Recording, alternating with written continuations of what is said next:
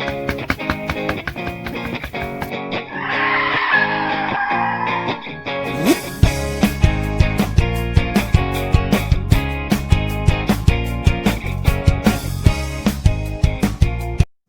everyone.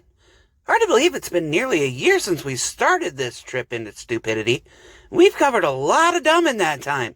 But for the first time ever, we'll be covering someone today who was actually endorsed by a world leader.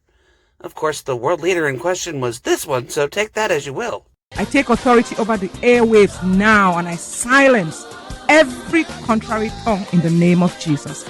I hate to break it to you, lady, but this puppy's mute button got permanently disabled a long time ago, so you can try to shut me up in anybody's name you want. It's not going to work. Today's message is deliverance from spirit husbands and spirit wives. Spirit husbands and spirit wives, huh? It almost sounds like you're trying to help out grieving widows and widowers. But we all know by now that if it was something that sensible, it wouldn't be on my channel. Deliverance from spirit husbands and spirit wives. We call them what? Incubus and succubus. What is that? Ladies and gentlemen, Dr. Stella Emanuel. You might remember her from when a certain semi-sentient tangerine commended her for promoting a particular medication as a cure for a certain condition that shall remain nameless, despite a complete and utter lack of evidence supporting this claim. I'm being vague because YouTube's been really twitchy about that particular subject. I'm not going to open that can of worms today. Instead, we're going to look at some of the claims that she's making in this video, which frankly sound like backstory for a bad Twilight knockoff. This is one of the biggest tormenting spirits in the church. And here I thought that was the indoctrination of children to accept unsubstantiated folklore as irrefutable fact, or the radical tribalism that results in a complete disregard for the basic human rights of anyone considered to be in an outgroup. Oh, you meant against the church, not endorsed by it. Whether it's witchcraft, whether it's familiar spirit, whether it's foundational deposit, whatever it is, half of the time they also want a piece of your flesh. Methinks thou doth repress too much. These spirits, they are responsible for breaking marriages. They are responsible for hatred by your spouse. Right.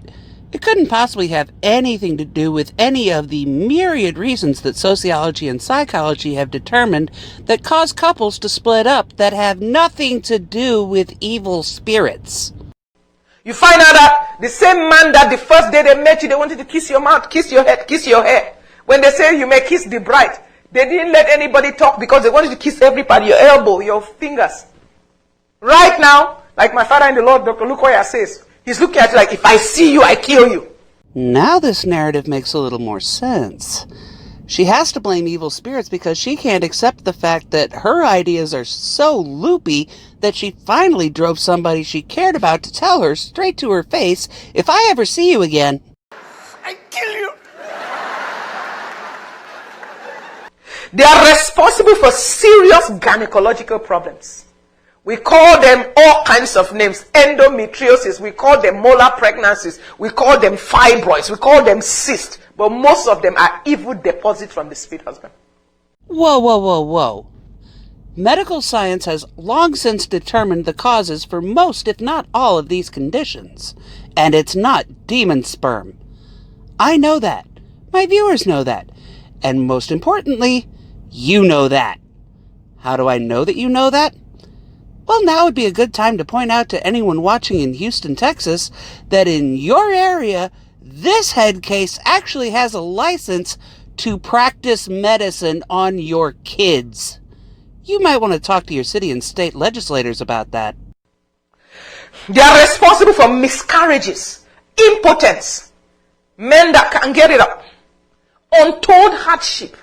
They are responsible for financial failure. Because when this spirit is in your life, if he assumes that he's married to you, you're married to them, at the end of the day, what you have is theirs, what they have is yours. So they take when things come to you. They become the thing that steals and kills and destroys in your life. And it's such a pain to arrange, too. I mean, you have to find a spirit officiate, rent a spirit reception hall, deal with spirit caterers. That's why I personally plan to never have a spirit husband or spirit wife. Sure, I've got a few spirit friends with benefits, but that's another matter altogether. Is it scriptural? Of course. From a certain point of view. You know, it's always amazed me how an infallible, inerrant book of absolute truths not only has to be interpreted at all, but can be interpreted to mean virtually anything you want. For example, in the mid-1800s, the Bible was actually used to argue both sides of the issue of slavery. When God destroyed the earth at that time, what happened? What happened to these 30-foot Nephilims that were walking the earth? Those giants. They got flooded, so their flesh, they could not really die. Because this, they got flooded and their flesh got pulverized. So these 30-foot giants that we've never found any evidence of were destroyed in this global flood that we not only also never found any evidence of, but have a ton of evidence against. See the playlists on Alan Ross' channel for more details. As far as the claim at hand, all I can say is, cool story, needs more dragons. Oh, wait, they come up later in the book, don't they? What happened to the spirits? This mixed breed, there are still Nephilims around today. And they still do one thing. They're still lost after human beings. So these spirit husbands and spirit wives are actually the ghosts of demigod or half-angel giants who were killed in Noah's flood? Lady, you need to either get out more or become a fantasy writer. All they want to do, because you see, the angels that did the first crime, they have been locked up in prison waiting for the lake of fire. So, but the Nephilims that came from that mixed breed, they are still around. And their agenda is still to sleep with women and men. So these spirits are harassing and sleeping with people. You know, it seems to me that at some point in the past, I actually heard a term that refers to this sort of claim. We had a lady right here. She was sitting right there. She had been fantasizing about one of the movie stars. When she came to deliverance ground, during prayer, she started screaming. Her stomach was full. She was pregnant. She started screaming. She was tearing off her clothes. She was screaming and screaming like she was in labor. And she said, this thing came out of me. Her stomach deflated. Right here. Real life. But... My brain hurts!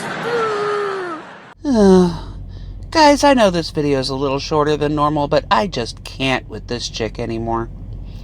Before I go, instead of our usual art piece, I'd like to invite you guys to stick around for a sneak preview of next month's first anniversary episode.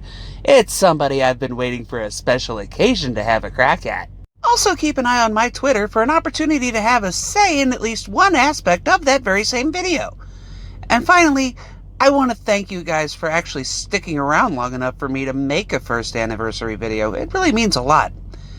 Until next time, love you bunches, and as always, stay sane, everybody. Smoochies!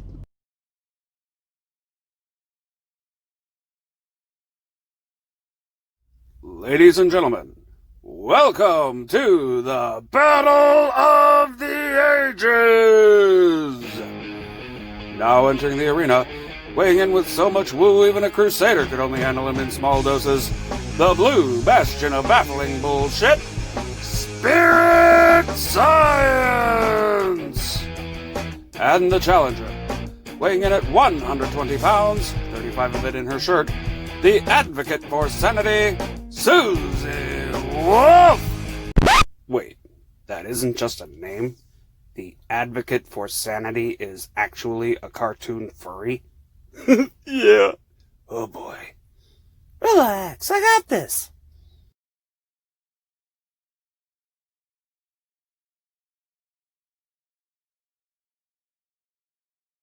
If you like what I do, but want to see somebody do it way better, be sure to check out Sir Sick, the Social Inequality Crusader. Links in the description below. And tell him Susie sent you.